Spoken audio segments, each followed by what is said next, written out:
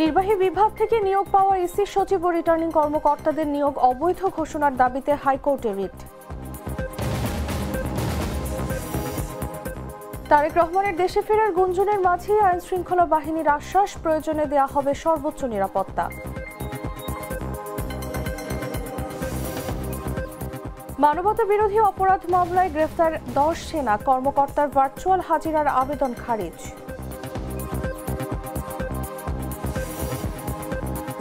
এবার ইসরায়েলকে বয়কট করল গিনেস বুক, সিদ্ধান্ত রাজনৈতিক উদ্দেশ্য প্রণোদিত দাবি প্রতিষ্ঠানটির।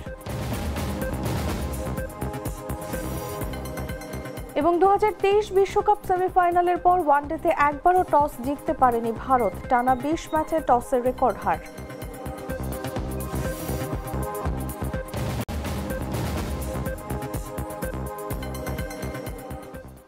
এতক্ষণ শুনছিলেন সংবাদ শিরোনাম। দর্শক, আমন্ত্রণ সন্ধ্যা 7টার নিউজে, সাথে আছি আমি তাসলিমা তিথি। রোজকার সাধারণ খাবার এখন হবে অসাধারণ, প্রাণ স্বাদের মশলা, স্বাদ বাড়ায়, ঘ্রাণ ছড়ায়। চলে যাচ্ছি পুরো খবরে। নির্বাহী বিভাগ থেকে নির্বাচন কমিশনের সচিব, রিটার্নিং কর্মকর্তা ও সহকারী রিটার্নিং কর্মকর্তার নিয়োগ অবৈধ ঘোষণা এবং নির্বাচন কমিশন সার্ভিস গঠনে কার্যকর পদক্ষেপ গ্রহণের নির্দেশনা চেয়ে রিট পিটিশন দায়ের করা হয়েছে। রিটে রুল চাওয়া হয়েছে এবং রুলের নিষ্পত্তি না হওয়া পর্যন্ত আগামী জাতীয় সংসদ নির্বাচন স্থগিত চাওয়া হয়েছে। বাংলাদেশ কংগ্রেসের পক্ষ থেকে দলের মহাসচিব অ্যাডভোকেট মোহাম্মদ ইয়ারুল ইসলাম বুধবার হাইকোর্টের সংশ্লিষ্ট শাখায় রিটটি দাখিল করেন। রিটে রুল চাওয়া হয়েছে এবং রুলের নিষ্পত্তি না হওয়া পর্যন্ত আগামী জাতীয় সংসদ নির্বাচন স্থগিত করার আবেদন করা হয়েছে। রিটে বলা হয়, সংবিধান অনুযায়ী নির্বাচন পরিচালনা করবে নির্বাচন কমিশন, তবে বর্তমান নিয়মে নির্বাহী বিভাগ নির্বাচন পরিচালনার দায়িত্ব নিয়েছে। এতে সরকারি প্রভাব সৃষ্টি হচ্ছে এবং সুষ্ঠু ও গ্রহণযোগ্য নির্বাচন সম্ভব হচ্ছে না।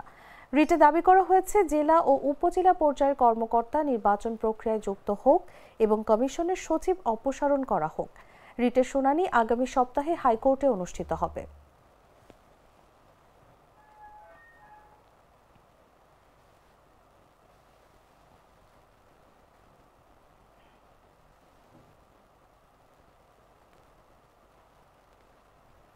বিএনপি চেয়ারপারসন ও সাবেক প্রধানমন্ত্রী বেগম খালেদা জিয়া এভার কেয়ার হাসপাতালে চিকিৎসাধীন।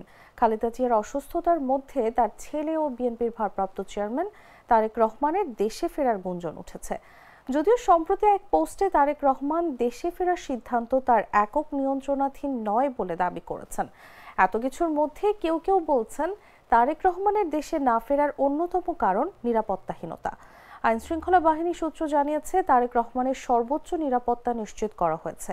বাংলাদেশে প্রবেশের পর বিমানবন্দর থেকে তিনি স্পেশাল সিকিউরিটি ফোর্সের নিরাপত্তাও পেতে পারেন। এ ব্যাপারে সরকারি সিদ্ধান্ত সময় মতো নেওয়া হবে। বাংলাদেশের রাষ্ট্রপতি ও প্রধানমন্ত্রী বা সমমর্যাদার ব্যক্তিরা এই নিরাপত্তা পেয়ে থাকেন।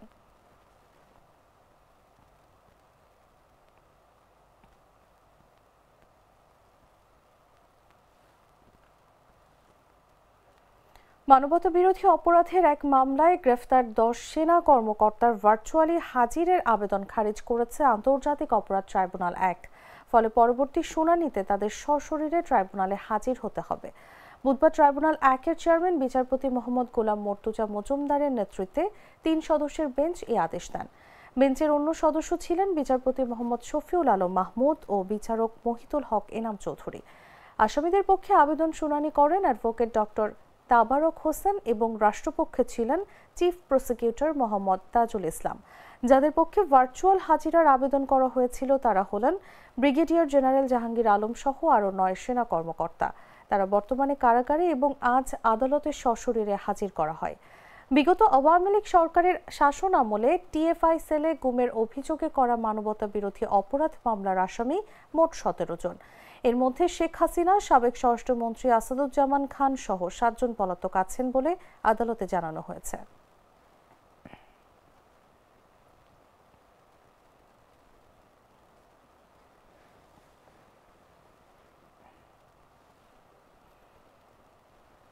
সরকারি সেবা দিতে দেশের সব প্রতিবন্ধীকে নিবন্ধনের আওতায় আনা হবে বলে জানিয়েছেন সমাজ কল্যাণ এবং মহিলা ও শিশু বিষয়ক মন্ত্রণালয়ের উপদেষ্টা শারমিন এস মোর্শেদ। তিনি বলেন, সব প্রতিবন্ধীদের নিবন্ধনের আওতায় আনব। সারা দেশে কতজন প্রতিবন্ধী রয়েছে তার সঠিক তথ্য আমরা জানতে চাই। এজন্য সবার সম্মিলিত অংশগ্রহণ ও জনসচেতনতা প্রয়োজন। বুধবার রাজধানীর মিরপুরে জাতীয় প্রতিবন্ধী উন্নয়ন ফাউন্ডেশনে জাতীয় প্রতিবন্ধী দিবস উপলক্ষে আয়োজিত এক অনুষ্ঠানে প্রধান অতিথির বক্তব্যে তিনি এসব কথা বলেন। 34তম আন্তর্জাতিক প্রতিবন্ধী দিবস ও 27তম জাতীয় প্রতিবন্ধী দিবস 2025 উপলক্ষে এই অনুষ্ঠানের আয়োজন করে জাতীয় প্রতিবন্ধী উন্নয়ন ফাউন্ডেশন। দিবসটির এবছরের প্রতিপাদ্য প্রতিবন্ধিতা অন্তর্ভুক্তিমূলক সমাজ করি, সামাজিক অগ্রগতি ত্বরান্বিত করি।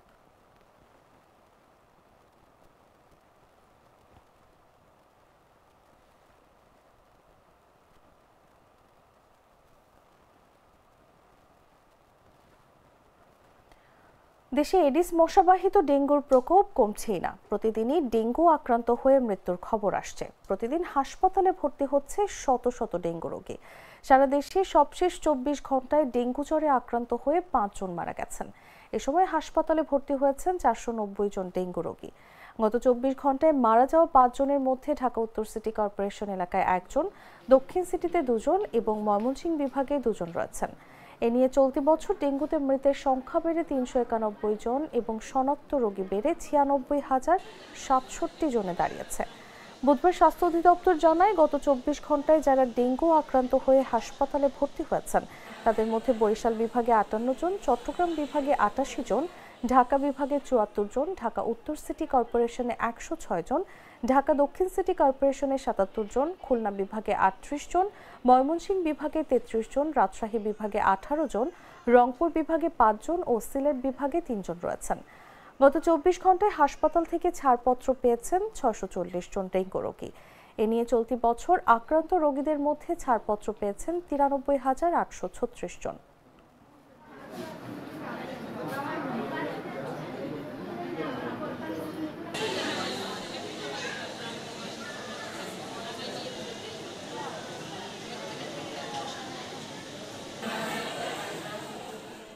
ময়মনসিংহ জেলায় সরকারি প্রাথমিক বিদ্যালয়ের সহকারী শিক্ষকদের 3 দফা দাবি বাস্তবায়নে আন্দোলনের কারণে 300টি বিদ্যালয়ে পরীক্ষা নেওয়া হয়নি। এতে ক্ষুব্ধ হয়েছেন অভিভাবকরা। তারা মনে করছেন পরীক্ষা শেষ হওয়ার পর আন্দোলন করা উচিত ছিল। এই অবস্থায় বুধবার জেলা প্রশাসক মোহাম্মদ সাইফুর রহমান শিক্ষক নেতাদের সঙ্গে আলোচনায় বসেন। আলোচনা শেষে আন্দোলনরত শিক্ষকরা জানিয়েছেন, বৃহস্পতিবার থেকে সব বিদ্যালয়ে পরীক্ষা নেওয়া হবে। জেলায় 13টি উপজেলায় 2140টি সরকারি প্রাথমিক বিদ্যালয় রয়েছে। শিক্ষক রয়েছেন 15,049 জন এবং শিক্ষার্থী 7,83,000। আন্দোলনের কারণে আজ 300টি বিদ্যালয়ে পরীক্ষা হয়নি, তবে 1,840টি বিদ্যালয়ে প্রধান শিক্ষক একাই পরীক্ষা নিয়েছেন। শহরের সেহরা সরকারি প্রাথমিক বিদ্যালয়ের অভিভাবক নূরজাহান বলেন, পরীক্ষা শেষ করে আন্দোলন করা যেত, এভাবে শিক্ষার্থীর পড়ালেখায় প্রভাব পড়বে। সহকারী শিক্ষক সাফরিয়া সুলতানা বলেন, আমাদের যৌক্তিক দাবিতে আন্দোলন চলছে, আশা করি কর্তৃপক্ষ দ্রুত বাস্তবায়ন করবে। জেলা প্রাথমিক শিক্ষা অফিসার মোহাম্মদ ওবায়দুল্লাহ জানান, আগামীকাল থেকে সব বিদ্যালয়ে পরীক্ষা নেওয়া হবে। বাংলাদেশের প্রত্যেকটা শিক্ষকই শিশু বান্ধব শিক্ষক। আমরা চাই যে শিশুদের, কোমলমতি শিশুদের যেন পরীক্ষার কোনো সমস্যা না হয়। কিন্তু আজকের এই অবস্থানে আমাদেরকে কে ঠেলে দিয়েছেন? আমরা তো আজকের এই অবস্থান চাই নাই। ওনারা যদি প্রজ্ঞাপন আকারে জারি করতেন তাহলে তো আজকের এই অবস্থানকে আমাদের আসতে হইতো না। আমাদের ঊর্ধ্বতন যারা আছেন তাদের উপরে আমরা আস্থা রাখতে চাই যে তারা আমাদের শিক্ষকদের সুখ দুঃখর কথা বিবেচনা করবেন, কারণ ওনারা আমাদের অভিভাবক। দেখা গেছে যে শাটডাউনের ফলে আবার পরীক্ষা পরে স্থগিত ঘোষণা করেছি। ওনাদের কর্মবিরতির যে দাবি দাওয়াগুলো আছে, ওনাদের প্রজ্ঞাপন জারি হলে ওনারা যথারীতিতে কাজে ফিরবেন। তখন আশা করা যায় আমি আমার স্কুলের স্বাভাবিক পরিস্থিতি ফিরে আসবে, কারণ আমার একার পক্ষে এই পরীক্ষা পরিচালনা করা সম্ভব না। ইসলামী আন্দোলন বাংলাদেশের আমির ও চরমোনাই পীর মুফতি সৈয়দ মোহাম্মদ রেজাউল করিম বলেছেন, এক শ্রেণীর ক্ষমতালোভীরা সংস্কার ও দৃশ্যমান বিচারকে গুরুত্ব না দিয়ে ক্ষমতায় যাওয়ার জন্য শুধু পাগল নয়, ডাবল পাগল হয়ে গেছে। বুধবার রংপুর কালেক্টরেট ঈদগাহ মাঠে 8 দলের সমাবেশে তিনি এসব কথা বলেন। তিনি বলেন, দুঃখ হয় এতগুলো মায়ের কোল সন্তান হারা হলো, এত মানুষ অন্ধ হলো, চক্ষু হারালো। আমাদের দাবিগুলো ছিল, দেশে মৌলিক সংস্কার হবে, খুনিদের, টাকা পাচারকারীদের দৃশ্যমান বিচার হবে, এরপরে লেভেল প্লেয়িং ফিল্ড, জাতীয় নির্বাচনের পরিবেশ তৈরি হবে। ইসলামী আন্দোলনের এ নেতা বলেন, রাজনীতি করার মূল লক্ষ্য ও উদ্দেশ্য হলো ইসলাম, দেশ ও মানবতার কল্যাণের জন্য। আমরা রাজনীতি করি শুধু নিজের ব্যক্তি এবং দলের স্বার্থ উদ্ধারের জন্য নয়। আমাদের রাজনীতি করার মূল উদ্দেশ্য হলো আল্লাহর হুকুমও পালন করা। এত মানুষ বন্ধু হলো, চক্ষু হারালো। আমার দেশে মৌলিক সংস্কার হবে, খুনিদের, গুমিদের, টাকা পাচারকারীদের দৃশ্যমান বিচার হবে। এরপরে লেভেল প্লেইং ফিল্ড, জাতীয় নির্বাচনের পরিবেশ তৈরি হবে। কিন্তু আমরা দেখলাম এক শ্রেণীর ক্ষমতালোভীরা সংস্কার এবং দৃশ্যমান বিচারকে গুরুত্ব না দিয়ে ক্ষমতায় যাওয়ার জন্য শুধু পাগল নয়, ডবল পাগল হয়ে গেছে। বিএনপিতে সদ্য যোগ দিয়ে অর্থনীতিবিদ ডক্টর রেজা কিবরিয়া বলেছেন, বর্তমান সরকারের প্রশাসনিক দক্ষতা নেই। সুষ্ঠু নির্বাচন আয়োজনের জন্য যে সামগ্রিক সক্ষমতা দরকার সেটি তাদের নেই। ফলে আগামী নির্বাচন নিয়েও গুরুতর সন্দেহ তৈরি হয়েছে। বুধবার হবিগঞ্জের নবীগঞ্জের জালালসাব গ্রামে নিজের বাড়িতে বিএনপি চেয়ারপারসন বেগম খালেদা জিয়ার রোগ মুক্তি কামনায় অনুষ্ঠিত দোয়া মাহফিল শেষে সাংবাদিকদের প্রশ্নের জবাবে তিনি এসব মন্তব্য করেন। ডক্টর রেজা কিবরিয়া বলেন, 15 বছর ধরে শেখ হাসিনা আমার বাবার হত্যাকারীদের রক্ষা করেছেন। এতে সন্দেহ হয় তার নির্দেশে এই হত্যাকাণ্ড সংঘটিত হয়েছিল কিনা। তিনি বলেন, আওয়ামী লীগ নিজেদের মুক্তিযুদ্ধের পক্ষে শক্তি বলে। তারা মুক্তিযুদ্ধ কোথায় করেছে? কলকাতায় কফি হাউসে বসে যুদ্ধ করেছে। তারা হলো প্রকৃত রাজাকার। এই সরকারের প্রশাসনিক যে দক্ষতা সেটা নেই, এবং এই ভোটটাকে সুষ্ঠু করার যে দক্ষতা দরকার, প্রত্যেক ভোট বাক্সকে রক্ষা করা, ভোট কেন্দ্রকে একটা ভালো একটা পরিস্থিতিতে রাখা যেখানে কেউ ভয় পায় না, নির্ভয় মানুষ ভোট দিতে পারবে, এই সরকার সম্বন্ধে আমার কিছু সন্দেহ আছে। আমি আশাবাদী যে মনোনয়ন দিবে, আমার চেয়ে যোগ্য যদি কাউকে পায় তাকে দিবে, অসুবিধা নাই। এটা দলের প্রধানের উপরে নির্ভর করে এবং সেই সিদ্ধান্ত নিবে। সো এটা নিয়ে এর চেয়ে বেশি কিছু বলতে চাই না। আমার আশা থাকতে পারে যে আমার এলাকার জন্য, নবীগঞ্জ বাহুল্যের জন্য কাজ করতে পারবো, তারা সেই সুযোগ দিবে, কিন্তু বাকিটা দলের প্রধানের উপরে।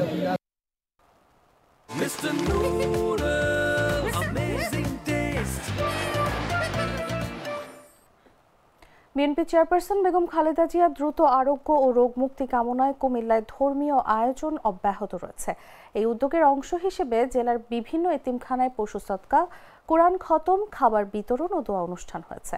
বুধবার কুমিল্লা নগরী টাউন হল মাঠে 7ম দিনের কর্মসূচিতে জেলার বিভিন্ন এতিমখানা প্রধানদের হাতে সদকার পশু তুলে দেওয়া হয়। এই উদ্যোগের পৃষ্ঠপোষক বিএনপি চেয়ারপারসনের উপদেষ্টা ও সাবেক সংসদ সদস্য হাজী আমিনুর রশিদ ইয়াসিন। এই কর্মসূচির মাধ্যমে প্রাথমিক পর্যায়ে কুমিল্লার 16টি মাদ্রাসায় সদকা বিতরণ সম্পন্ন হয়েছে। সদকা প্রদান শেষে বিশেষ দোয়া পরিচালনা করেন কান্দিরপাড় কেন্দ্রীয় জামে মসজিদের খতিব কারি মাওলানা ইব্রাহিম খলিল। তিনি দোয়ার মাধ্যমে দেশনেত্রী বেগম খালেদা জিয়ার দ্রুত সুস্থতা ও দীর্ঘায়ু কামনা করেন। দীর্ঘ 6-7 দিন ধরে দেখেছেন আমাদের পার্টি অফিসে কোরআন খতম চলছে, বিভিন্ন এতিমখানায় কোরআন খতম চলছে, দোয়া চলছে। ইনশাআল্লাহ আমাদের নেত্রী, আমাদের এই বাংলাদেশের ঐক্যের প্রতীক দেশনেত্রী বেগম খালেদা জিয়া সুস্থ হয়ে আমাদের মাঝে ফিরে আসবে। আপনারা জানেন আমাদের ইসলাম ধর্মে আছে সদকা দেওয়ার।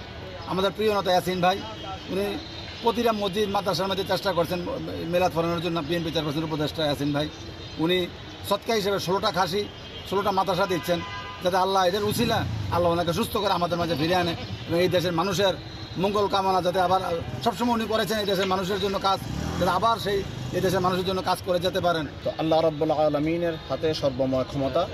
দুনিয়ার ব্যবস্থা হিসেবে ট্রিটমেন্ট তো আছেই, তো মানুষ যখন বিপদগ্রস্ত হয়ে যায় বা জানের উপর যখন কোনো অসুবিধা হয় তখন শরীয়তের মধ্যে এই জিনিসটা বৈধতা আছে যে তোমরা যদি একবারে মুমূর্ষ অবস্থায় চলে যায় তাহলে জানের বদলা জান দিলে ওই জানের বিনিময়ে আল্লাহ রাব্বুল আলামিন তার নেক হায়াত এবং সুস্থতা দান করে দেন। পটুয়াখালীর বাউফলে বেগম খালেদা জিয়া দ্রুত আরোগ্য কামনায় ব্যক্তিগত উদ্যোগে গরু সদকা দিয়েছেন উপজেলা বিএনপির যুগ্ম আহ্বায়ক সামুয়েল আহমেদ লেনিন। বুধবার পৌরসভার 4 নম্বর ওয়ার্ডের সৈয়দ মিয়ার বাড়িতে গরুটি জবাই করে মাংস বিতরণ করা হয়। স্থানীয়রা জানান, বিএনপি চেয়ারপারসন খালেদা জিয়ার দীর্ঘদিনের অসুস্থতা নিয়ে দলের নেতাকর্মীদের মধ্যে উদ্বেগ উৎকণ্ঠা বিরাজ করছে।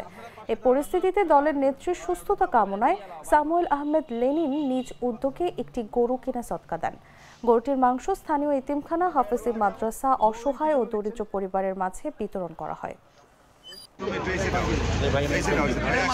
গণতন্ত্রের আপসহীন নেত্রী দেশনেত্রী বেগম খালেদা জিয়া অসুস্থ হয়ে হসপিটালে আছেন। আমরা সারা বাংলাদেশের বিভিন্ন ধর্ম, বর্ণ, পেশার মানুষেরা তার জন্য দোয়া করছি, তিনি যেন সুস্থ হয়ে আমাদের মাঝে ফিরে আসেন। আজকে তার রোগমুক্তি এবং সুস্থতার জন্য সদকায়ে জারিয়া হিসাবে একটি গরু জবাই করে বাউফল পৌরসভার বিভিন্ন হাফেজি মাদ্রাসা, এতিমখানায় এবং অসহায় গরিবদের মাঝে জানের সদকা হিসাবে গোশত বিতরণ করেছি। দুধার চকলেটে একাকার হয়ে ওঠা প্রাণ লেয়ার। প্রাণ লেয়ার, সম্পর্কের মিষ্টি ম্যাজিক। জানাবো আন্তর্জাতিক সংবাদ।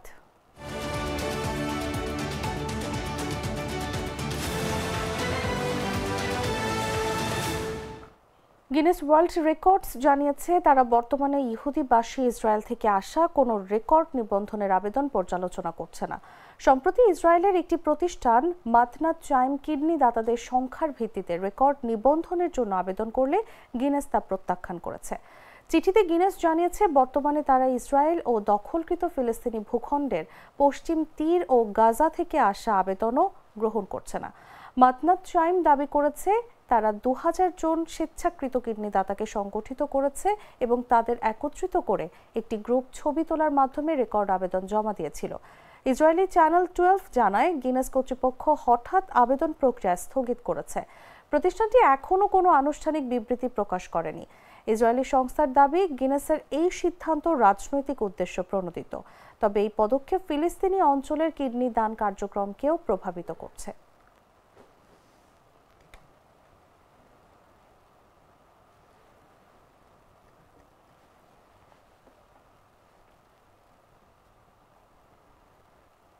সংবাদ শেষ করব খেলার খবর জানিয়ে।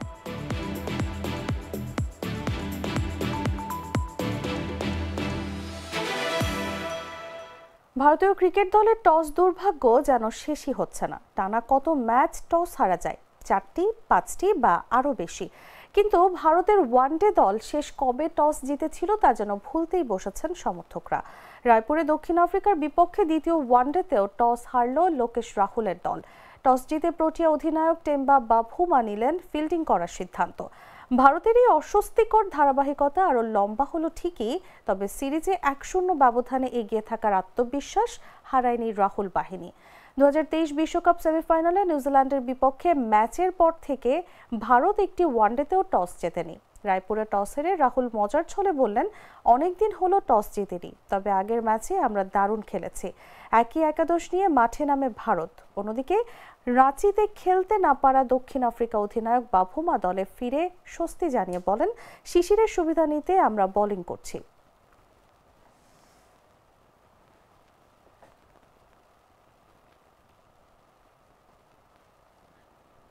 দর্শক, সংবাদ শেষ করার আগে শিরোনামগুলো জানিয়ে দিচ্ছি আরও একবার। নির্বাহী বিভাগ থেকে নিয়োগ পাওয়া এসি সচিব ও রিটার্নিং কর্মকর্তাদের নিয়োগ অবৈধ ঘোষণার দাবিতে হাইকোর্টে রিট। তারেক রহমানের দেশে ফেরার গুঞ্জনের মাঝেই আইন শৃঙ্খলা বাহিনীর আশ্বাস, প্রয়োজনে দেয়া হবে সর্বোচ্চ নিরাপত্তা। মানবতা বিরোধী অপরাধ মামলায় গ্রেফতার 10 সেনা কর্মকর্তার ভার্চুয়াল হাজিরার আবেদন খারিজ।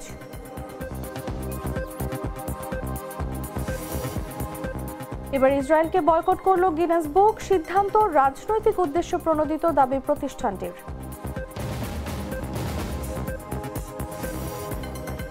এবং 2023 বিশ্বকাপ সেমিফাইনালের পর ওয়ানডেতে একবারও টস জিততে পারেনি ভারত, টানা 20 ম্যাচে টসের রেকর্ড হার।